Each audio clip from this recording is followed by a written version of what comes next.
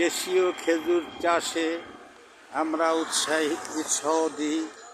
দেশীয় খেজুর চাষ করে নিজেকে স্বাবলম্বী করি এবং এর জন্য পরিবেশকে বাঁচাই। দেশীয় খেজুর চাষ গাছে পরিবেশ রক্ষা হয়, এ কারণে দেশীয় খেজুরি গাছ বেশি বেশি করে দেশীয় খেজুর গাছ লাগাই। দেশীয় খেজুর গাছ লাগিয়ে এলাকার পরিবেশকে পরিবেশ ভারসাম্যের জন্য আমরা চেষ্টা করি। দেশীয় খেজুর